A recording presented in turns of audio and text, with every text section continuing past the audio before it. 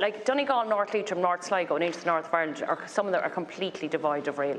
Recently I visited the homestead of one of our heroes in 1916, Sean McDermott in Kilty Clogher. While Kilty Clogher feels remote today, the tour guide we were there, who was wonderful, and she made the point that in 1915 McDermott had made his way to Dublin from the local Glenfarne station, which was part of the Sligo, Leitrim and Northern Counties rail network. Glenfarne and Kilty Clogher did not feel remote in 1916. They were very much a central part of United Ireland with a functioning rail network. The very title of the All-Ireland Rail Review makes clear that the border does not make sense in terms of rail infrastructure, and the absence of railways makes our area of nation more remote.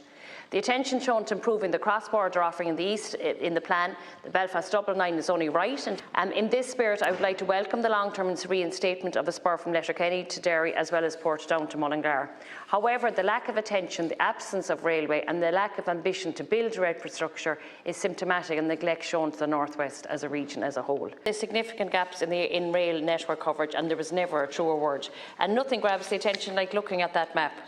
You know, a picture does paint 1,000 words, and we can see the complete lack of provision in the northwest. So I want to pay compliment as well to Dr. John Bradley and West on Track and how hard he worked in this area.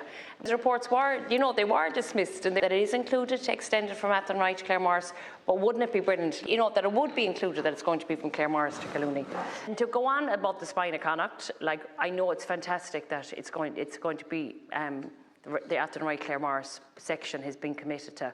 We need it in the west of Ireland. We need this connectivity. We want the West. Remember the wonderful song, "The West is Awake"? Let the West be reawakened. Like that, the All Ireland Rail Review could be an addendum put into to review dealing exclusively and positively discriminating in terms of the West and North West, and that section of the railway, because it is in public ownership, that section of the railway is put back into it. In terms of building capacity on the existing infrastructure, and I use this train, I get the train up every Tuesday and get it back every Thursday, between Sligo and Dublin, the frequency, the length of the journey time and the capacity all need to be improved. To move from passengers from road to rail, travel needs to be quicker and more efficient. Short-term targets in the review include introducing hourly services from Dublin to Belfast, Cork to Limerick, Galway and Waterford. And in terms of frequency, Sligo is relegated to ambition of a 2-hourly service. So that's not a great level of ambition, considering that is where the timetable is at the moment, is nearly 2 hours.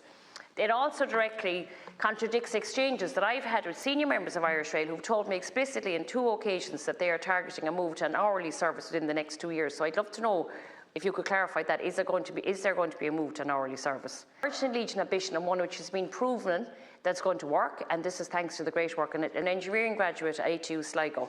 And that's the delivery of an early morning commuter train from Longford to Sligo, and possibly an evening train going back in the evening as well. This would benefit students, workers, tourists and people attending medical appointments. Barry Kenny of Irish Rail saying that hope in relatively short term to be delivering this, we don't want all the commuting to be focused on Dublin, is the reintroduction of the catering cart. It's an easy win. You know, it's been back on the Dublin-Cork train, it's back on the Dublin-Belfast train. So one thing that could be delivered quite easily.